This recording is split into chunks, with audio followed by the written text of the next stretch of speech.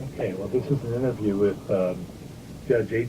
Saul Clark at his office, Clark and Clark, 24 Drayton Street, Savannah, Georgia, December 28, 2001, and this is for the series of interviews about Georgia Legal Services. And Judge Clark, I really would like you to go back a bit talk about the environment in which you grew up in Savannah, the neighborhood, and a little bit about your own background as we kind of take you to law school and then to issues of legal aid more generally. Okay. I was born in Savannah, Georgia, the son of immigrants from Russia. My father came over in 1904, my mother in 1805, and I was born the following year, 1906. So tomorrow is my 95th birthday. I graduated at number one at the Benedictine Military School here in Savannah, as a result of which, although I had been scheduled to go to the University of Georgia as all my friends had gone, my parents were visited by the priests from Benedictine who had taught me, and two of them would prevail upon my mother and father to say, were saying to them, you don't know, but that your son may have been, and he wasn't. I was, in fact, already accepted the University of Georgia. And they insisted upon my mother letting me go to either Yale, Cornell, or Columbia, or Harvard. And I was reading college books, so I went to Cornell and went there for 6 years, getting both undergraduate and law degree. But when I graduated, it was in the Depression, and so I could not get into any office that I applied, either in Savannah or New York. Well, I had gone to go in Atlanta, and all of them, just being the Depression, were not taking on lawyers.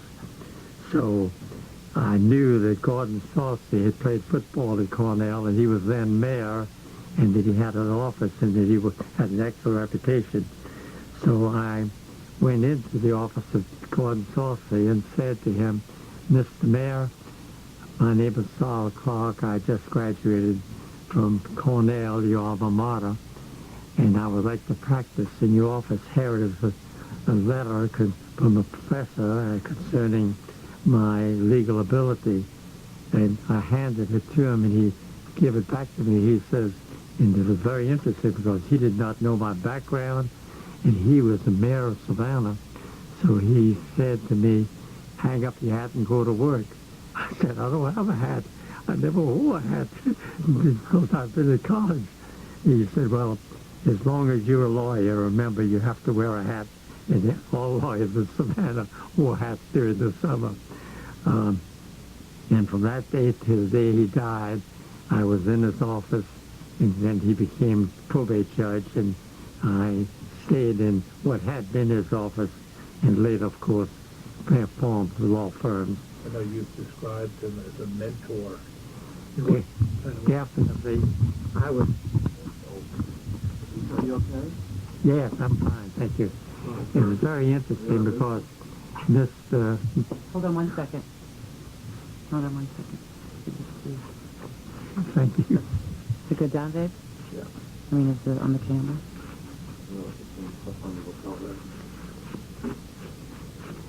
We didn't bring professional makeup people, so I'm it. I'm the one. Okay. Okay. Thank you. Okay. Okay. Anyway, yeah, I worship Gordon Saucy. The fact that he took me into his office during the Depression was a boost to me, because after all, I developed a large Jewish practice due to the fact that they all felt that if the mayor of the city uses Saul Clark, we can use them.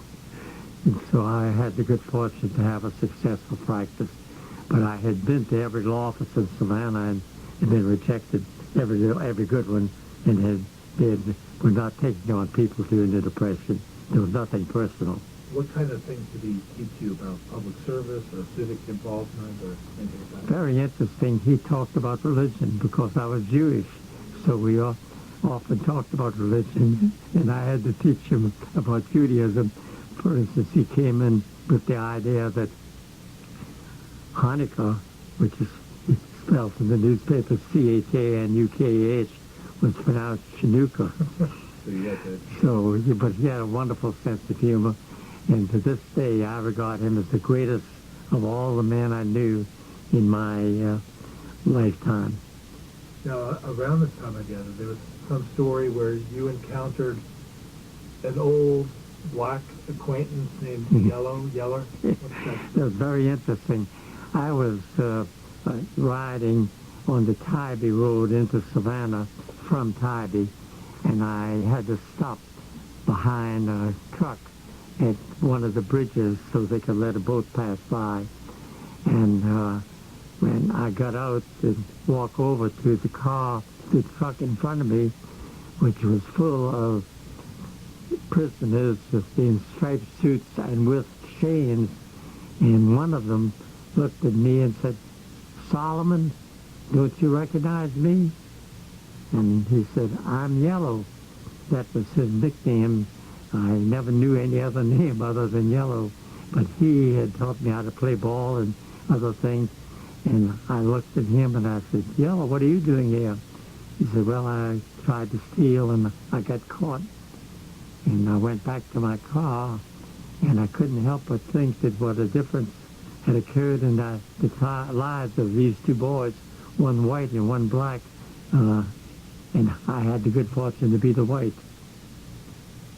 What kind of contact did you have with black kids growing up? Yeah, all of my friends that I would play with in the afternoons, unless I went to the Jewish Education Alliance, which was a community center, I'd play with them all sorts of games and often be in their homes and have food and so forth in their homes. See, my father's stores, every each one of the stores, grocery store and a bar room that were in the black section. So, for instance, on Maple and West Broad Street, I was directly across from one of the churches and right near the Negro Theater. So I had the good fortune to hear their music on Sundays since it was right across the street. And I would go to the stage door and watch the jazz musicians and the singers. But there was never any difficulty with me, excepting I once went to a neighborhood prize fight and some black threw a rock at me, and it shaved my head, and so they took me to the drugstore where the black drugstore, incidentally, that was just $2 away from my father's store, and the pharmacist poured a bottle of black peroxide on my head, so for a long time I was a redhead. Funny story. So I'd be just curious about how you learned and navigated the world of segregation as a young man. It didn't mean anything to me, really, because, as an example, Yellow was my closest friend. He worked for a bear dealer on his bear dealer's truck, unloading and so forth. And while I was active in the Jewish Education Alliance as a boy, my friends were there, but I also had being brought up in a black neighborhood with black customers in my father's stores. Under those circumstances, I developed a feeling for the blacks and did not regard them as being an underclass in any way. Yeah, that's sort of an unusual vantage point. Yes, and it was very interesting because when I went to Cornell, the other Georgia boys who were in my fraternity could not understand my addressing the cook in the fraternity kitchen as Mrs. Gibbs, and her husband, who was janitor, as Mr. Gibbs. They said, "How could you call them Mr. and Mrs.? We don't do that in the South, you know that." the day you work. Well, Now, I'd be curious how you got involved with legal aid to begin with, at either the local or the state. okay, I was, I had the situation of a daughter that was born as a blue baby, and when a Georgia doctor, his background was Georgia, was in charge of operations at Johns Hopkins, there was a Jewish lady who was a doctor named of the Taussig, Taussid family. She had been from St. Louis and one of the aristocrats, and she had a theory of how to take care of blue babies and give them a chance to live a normal life. And so she instructed Dr. I can't remember his name, but I knew it very well, who was a Georgia medical student who had risen to head of Johns Hopkins and who was a magician with his fingers. He did the blue baby operations according to Dr. Taussig's instructions, and the result was that my daughter lived until she was 30, graduating from Savannah High School, and every year she would go up to Johns Hopkins accompanied by her parents so that they could keep track of her as well as for scientific purposes.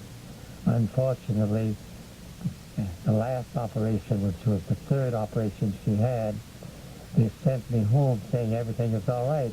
And of course I had been through 3 of them, and at 2 o'clock in the morning, my wife telephoned me that she had died. My daughter died. And the connection to legal aid. Yes, definitely, because personally I felt so strongly that the people of Savannah, particularly by asking the newspapers at that time not to have anything concerning the fact that Savannah had a blue baby that was being operated on. And the newspapers never had one word concerning her illness at any time. The result was that she lived a normal life until she was 30, going up to Johns Hopkins every summer for the operation, for keeping track of the operation. So you're saying something about giving something back to the community. Thank you. So I felt obligated to the Savannah community that had been so wonderful to her, and then she had her life a happy life without looking at her as being an odd person. And that at that time, I was very close with Robert D. Abrams, who was general counsel for the Philadelphia Legal Aid Office, and through his having educated me as to legal aid, I was working myself as a lawyer to do everything I could to try to get a legal aid office in Savannah. So we did start one, but it was not a part of the national legal aid movement. It was independent, because when I was trying to get us to become a part of the national legal aid, I found the opposition in Georgia and the Bar Association came from the traditional people who kept emphasizing every lawyer has the obligation to help a person who needs legal assistance, regardless of whether or not they could pay a fee. And so these people were idealistic and just didn't realize that legal aid was the answer to the problem that we had. So we did start a legal aid office in Savannah even before it became so widely known nationally and without becoming a part of the national legal aid, but later we became a part of that. Let me backtrack a minute. How did you address that concern that they raised? You know, they said, well, we already have this obligation as individuals. Why do we need this? What would be your response? Well, what happened was the young lawyers of Georgia were strong for legal aid. They felt that something should be done. We're talking the 40s though now, right? let's go back to the, 30 years ago. well, no, let's go back a little bit farther to the Savannah Legal Aid Office and setting up the Savannah Legal Aid. Okay, when we set up the Savannah Legal Office, I had the good fortune to work with W.W. Law, a Savannah citizen, a leader in the black community, who was a postman. I had known him because he had served my father's location where we lived, so he had been my mailman. And so I had conferred with him with reference to the wisdom in having the blacks participate in our legal aid movement. And he suggested that in the application for assistance to leave off any reference to race. And that was very unusual in Georgia because every application for any kind of assistance always would ask race. So what happened? W.W. Law was, well, it became the custom when we actually were able to get a legal aid office that the form we used did not have race on it. Why did you go along with what he said? Because I was an idealist and I wanted to see the blacks treated just as anybody else, and especially when it came to legal aid. I did not want our legal aid to be regarded as either a white organization or a black organization, but a Chatham County organization. What kind of things did you do out of the Savannah Legal Aid Office? And maybe you could describe the workings of. Well, when people came in, they were treated because we had a group of lawyers who volunteered to serve in the Savannah Legal Aid movement, and we'd refer them in next to the lawyer, and that's the way our Savannah Legal Aid formed until we had organized legal aid in Georgia. So, but you were only the second city in Georgia after Atlanta to have a legal aid. And that was very interesting because actually, immediately somehow or another, I was designated as the father of legal aid in Georgia. Well, I always felt and spoke with, what was his name you mentioned earlier, became president of legal aid. Oh, Bill Ide? Who? Bill No, Ide? not Bill Ide. His son is a lawyer now in Atlanta. Stoll's his partner. Not, yeah, I mean, Elliot? No. That's funny. But the lawyer at that time, who had, when he went to Harvard, had learned of legal aid, and when he came to Atlanta, now originally, Smythe Gambrell, Oh, it's like that. thank you. Smythe Gambrell came from South Carolina to Atlanta, seeing the possibilities of Atlanta's future, and built up a law firm. But one of the things he did was to organize the legal aid of Atlanta. So while eventually they became a part of the legal aid movement in Georgia, they never expanded it beyond Atlanta. So somehow or another, the young lawyers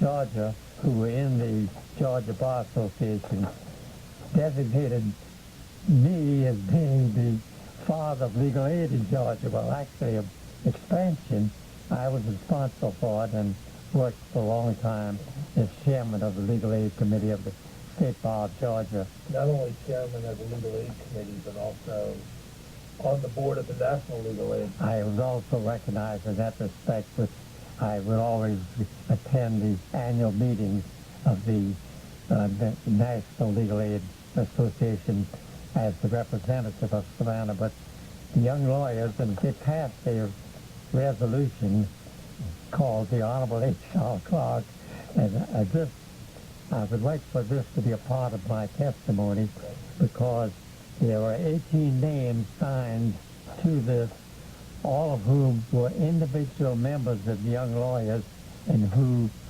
as a part of the Young Lawyers Active Association of Lawyers, passed this as a resolution which is kept in Honorable H.R. Clark. I have a copy made from the citation that is framed in my office. May I make that a part of your record? Absolutely, thank you. And every one of those names, those 18 names signed to that, were active legal aiders, and a number of them, at least 4, I'm sure, 3 or 4 names, they were served on the national legal aid and became national figures. Okay, so we're moving to the 1960s, the late 1960s. And you've been involved in legal aid since the 40s. That's correct. We're chairing the Legal Aid Committee of the State Bar Association. And here come these younger lawyers. And they took over and did a beautiful job. The reason that I put on the record here how we got the young lawyers so enthusiastic. Did I tell you? Tell them. Okay. What happened was, it was very interesting. The younger lawyers they recognized the importance of it, and organized legal aid would be the way it should go. That you just can't depend upon what was our Georgia traditions of the lawyers helping poor people. They would do it, but it was not the way to operate in today's atmosphere, or the recent atmosphere, in recent years. So the result was that when you have to lead me back now to where I wanted to go. So the younger lawyers proposed. Yeah, when I gave up active, direct organization in the state bar legal aid program, feeling that more lawyers should have the opportunity to be chairman of legal aid, a resolution was passed by the younger lawyers, and it's very interesting. There are 18 names there, and every one of them became active in legal aid and worked for legal aid, with 3 or 4 of them being national figures. So your job kind of was as a bridge. That's at the birthplace. Well, the bridge between the younger lawyers and the state bar. That's correct, that's correct. And so what kind of navigating? Well, what happened was, we had, what was the name of the governor who was Lester Maddox?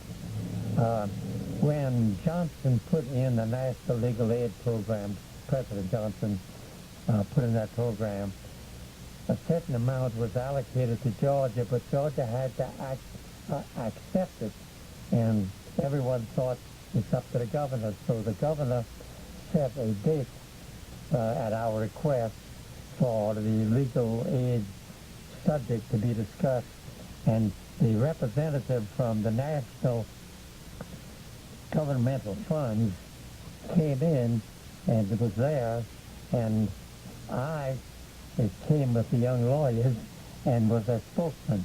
When I finished my speech, the governor turned to the U.S. representative and said, "Give us the money, we'll take it." And the young people just couldn't get over it, because here they had heard the presentation, and for the governor, who had, of course, in his arrest, and had already achieved a reputation of being anti-Negro, when actually he wasn't, but his business he wanted to be saved, so he thought. Anyway, that's the way it happened. So did you look over and see the look on their faces? When we came out of there, they were still surprised, and really they were just couldn't stop talking. You saw what happened. The governor gave us the money without any complaints, without any questions, because there was the government's money that he was giving to us and couldn't go anywhere else. But he didn't want. That was crucial in advancing the whole process. That's correct, and there was some dollars. That's right. And from that time on, our legal aid movement in Georgia has been strong, because you see the lawyers who opposed it were actually idealistic, because they wanted lawyers that continue to have that tradition of helping the poor people. And again, your argument to that would be what? Well, my argument was there was the money, and that we needed the money to get our program going. We still had the office, But we, in Savannah, as an example, in legal aid existed in Georgia because Smythe Gambrell Sr. had started it in Atlanta when he graduated from Harvard. But Smythe agreed that the state movement, there was no reason why I shouldn't regard myself as being what they had been named, what they had named me, namely the father of the legal aid movement among lawyers in Georgia. Now, I gather before this meeting with Governor Maddox, Incidentally, the award is given as the H.R. Clark Award. talk about the H.R. Clark Award. Talk about the evolution of the Clark Award, please. Well, that was the way it happened because we had, when they had a meeting, it was just the annual meeting of Savannah, of the State Bar in Savannah, and then the bar announced that it had named the award the H.R. Clark Fellowship, and it would be given annually in his name because he was the father of legal aid in Georgia. Actually, there was already a movement, but I had been the promulgator, so to speak. Did you know that the award was going to be... I did not know. In fact, I was getting ready to leave when, and the reporters, Savannah reporters were getting ready to leave when a very dear friend, I forgot who he was now, came over and said, "Saul, stay here, please. We haven't finished our meeting, and you may be interested in what happens." And the press reporters were asked to stay, and that's how it started. And it's been, it's one of my greatest honors. This is the award for pro bono. The Georgia attorney's been the most acknowledged for his pro bono work. Yeah, in the future. that's correct. Exactly. What happens is that invariably it'll be most of the time a country lawyer who wins it because they have the Savannah, Georgia tradition of recognizing the need for helping poor people. There are a couple of other awards which you won, correct? From the National Lawyers Defense, you won the Von Bryson Award. And I correct. Nationally, I've been awarded national honors from time to time. I was on the board of the National Legal Aid and Defender Association for some years.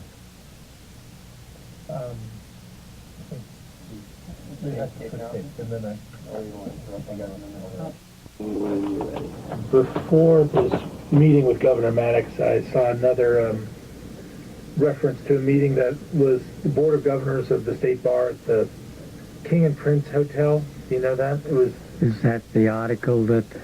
Well, it was a meeting that you had prepared a resolution in your capacity as Legal Aid Committee Chairman, and you were not present at that particular meeting. That's right. Tell me about the... I don't remember too much about it. Okay. All I remember when I was on it, and it meant a great deal to me, but for my fellow lawyers to feel that the job we had done developing legal aid in Georgia so that it was fixed and doing a good job, it meant a great deal to me. Now, there was the State Bar originally tabled a motion that you had made because you weren't there, and then on the second meeting... That was very interesting because the reason for postponing it was the fact that the atmosphere of that particular meeting, which I was not present, was such that those people who favored legal aid were afraid that it would be defeated, so they used the excuse, Saul Clark has to be present because all of this work has been done by him, so let's postpone this, not vote on it today, since he's not here, and we can vote it at the next year. And that's what they did. The next meeting took place in Athens. Do you remember that? The meeting where they finally voted on it. I was present when they finally voted on it, and it was able to get it passed without any question. It was almost unanimous.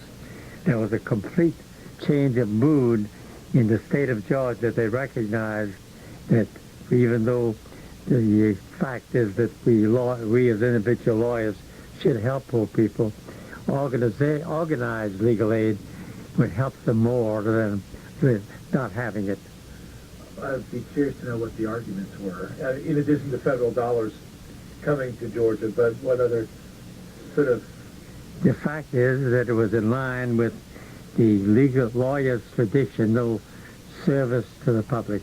It was the kind of work that should be available to the public, of lawyers who were perfectly willing to serve the public, but being paid so that they were able to work without any worry as to money.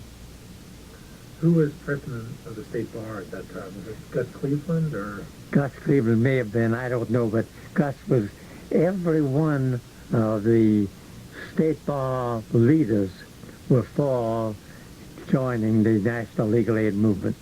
It was almost, I'm going to tell you, it was almost as if my name was synonymous with legal aid, because that's the way they looked at the legal aid movement. This is what Sol Clark has promoted. And from your perspective, is that accurate or not? I think it's accurate. You think it is accurate? I'm very proud of it, because if I had not been at the meeting that they postponed due to my not being there, they would not have passed it. They would have defeated the motion.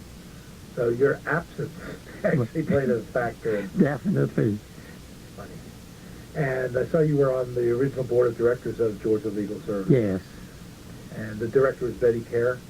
First director. Yes. Can you describe what she did? She organized it because I was already a back number.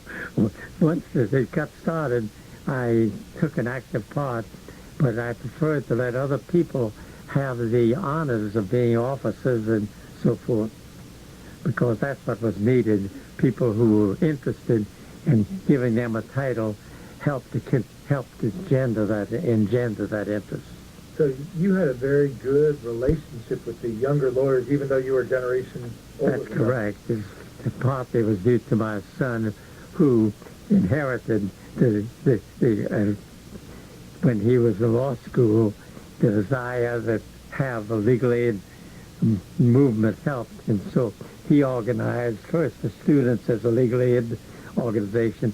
Then he instigated the formation of an Athens legal aid organization, and later, of course, became president of the legal aid and of the Savannah Bar Association, and my partner. These younger lawyers were more or less peers of your son.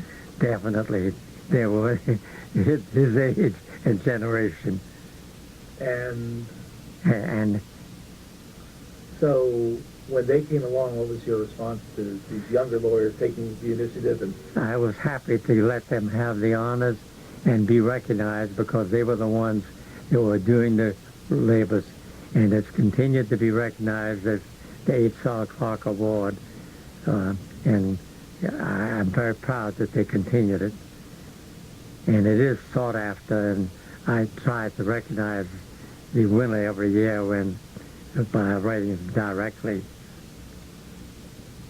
so I guess the largest obstacle, once the ball got rolling, was first whether the governor would sign on, second of all whether the bar would pass the resolution.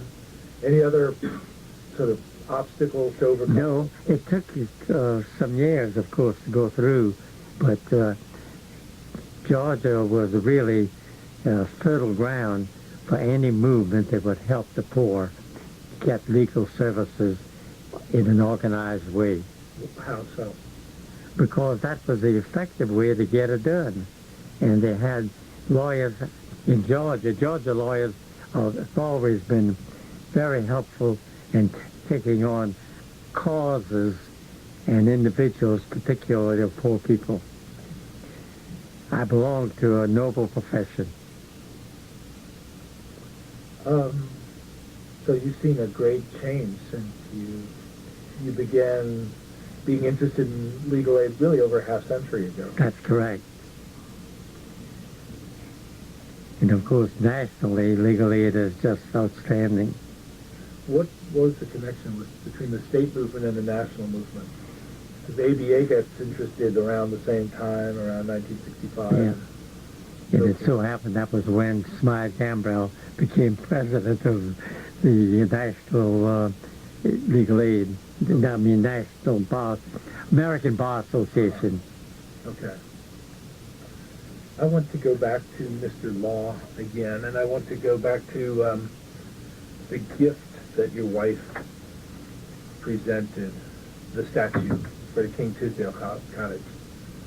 Switching gears from lawyers to I was always very interested in W.W. Law because I remembered him as a mailman and how everybody in the neighborhood would look up to him and greet him, and he would always know everybody on his beat.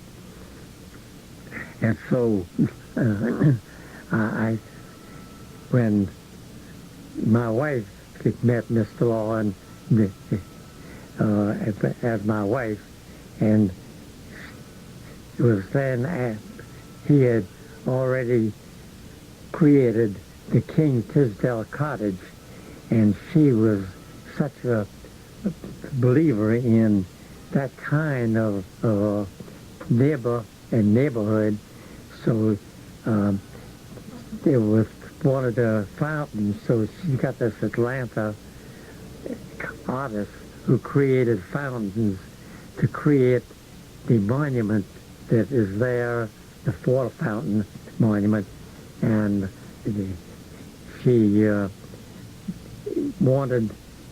gave the $10,000, if you don't mind me mentioning the figure, to the artist, providing it was dedicated to Mr. W.W. Law because of the work he had done for his people in the city of Savannah.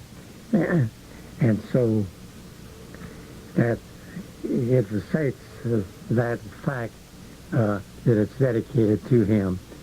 And of course it is symbolic of the rise of the Negro people from the waters up to citizenship.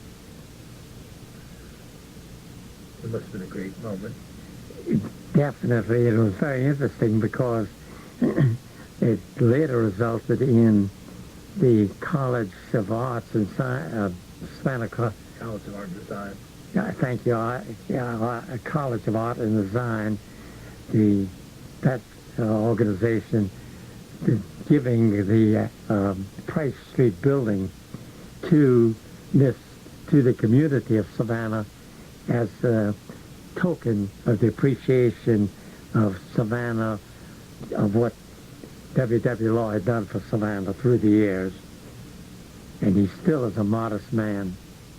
What other encounters did you have with him over the years after these early years of Savannah Legal Aid, and then in subsequent decades, what kind of contacts might you? Whenever there was any situation that a lawyer could be helpful in advising, Mr. Law has not hesitated to come to me and present the problem and get the benefit of whatever I would advise.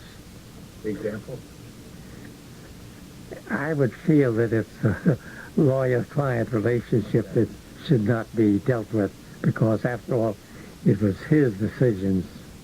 So he would come to you to talk, that's all, on the problem. And when he created the Westport Street place out of the bank, he had me give a talk that's recorded there on the history of the situation in Savannah. the situation, when you say this, Between whites and blacks.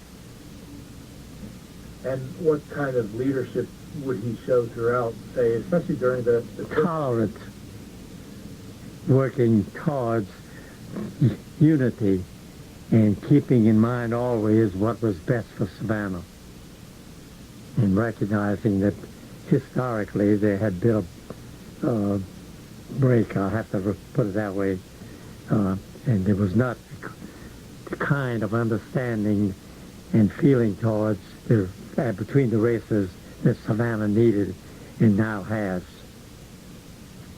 So if you were to assess his legacy, He did a lot for Savannah in his own private way.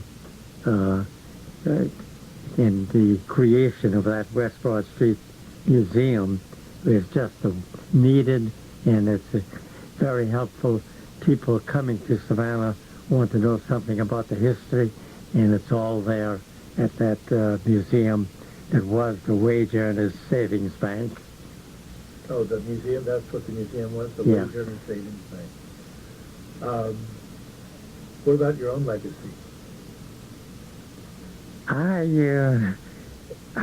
never knew I had one, so I'm proud of what I'm going to be 85 to 95 tomorrow, and I am proud that my children and grandchildren are proud of what their grandfather has, their father and grandfather has accomplished in his lifetime. Not that I've been successful to any extent, but I have been happy in being able to be a good Savannah citizen and to work towards the welfare of our community. And in terms of legal aid and legal services? I just happened to be the individual that had the benefit of being able to do something in creating legal aid and achieve the title of Father of Legal Aid in Georgia, thanks to the young lawyers, because they're the ones that gave me that title. Just occurred to me, I'm going to ask this question.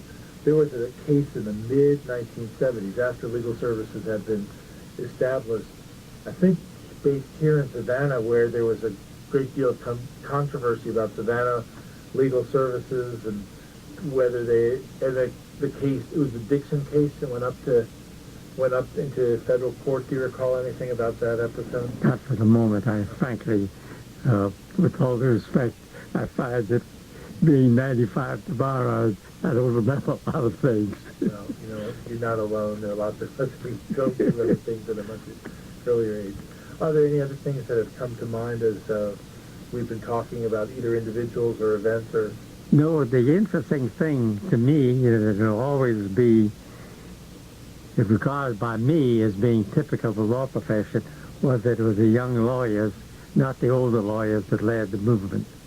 And it actually created it was not Saul Clark, it was the young lawyers of Georgia who took the money that was received and pushed the program throughout the state of Georgia. But obviously, And in line with what is our lawyers' traditions. well, that's interesting to me that it's both in line with these traditions, yet at the same time it marks a departure. Too. It is a step forward. It draws upon this tradition, but it also seems to me to be a departure. Correct, but it's a part of American jurisprudence now, and not just Georgia. And so I'm glad that we're a part of that movement. Was the Georgia initiative one of the first in the country to have? I don't know that. I think it by reason of the northern lawyers being ahead of us in that respect, that it was an American movement before it got to Savannah. Was there any opposition to the fact that it was money coming from the federal government? The No, Society, no. Johnson. That was very interesting. They may have been anti-federalists, but they always take the money. Same with the New Deal too. Yeah, of course, you got to keep in mind that after all, it's our money. We were the ones that paid the taxes. So there wasn't any opposition to it. After all, it was LBJ, Johnson's administration. No question whatsoever. No objection was raised by anybody. Then where did Jimmy Carter fit in? I mean, he enters right around this time when. Yeah, well, Jimmy Carter was, of course, a liberal right on from the very beginning, and so we'd never had any problems when he was governor because he encouraged legal aid movement. First money came from Maddox, and then shortly thereafter Carter. Well, it came from Johnson, Right. but Maddox had to accept it, and Maddox did, and without making any turmoil about it. So it was just an impression on these young lawyers. Look, Maddox, a man who if you use a shotgun and an axe, you're right. What did you feel going into that meeting with Maddox? Were you after? I mean, It was so unexpected that nobody even raised the question, because here it must be it's our money, and the Maddox accepted it. So, but without any question, without any speech, when he turned, he said, "We'll take the money," something like that. And the young lawyers and I were just as amazed as anybody else. who else? Do you remember who else was in the room? Which young lawyers are we talking about? No, but their names are on that list. Every one of those lawyers took part at various times in our efforts to create legal aid in Georgia. And as far as you're concerned, saying that's the real turning point in the Oh, definitely. I'll never forget that, first of all, that they had postponed action in deference to my being absent. And then when the money came, from that time forward, we did not have any further opposition to creating legal aid wherever the lawyers wanted it. And now 30 years later, 30 years later, it's a successful movement nationally and, of course, in Georgia, and especially in Savannah. any other things you would like to add to the record as you No, I think that you have been completely thorough in your cross-examination, Well, it's not cross-examination. and I'm grateful to you for giving me the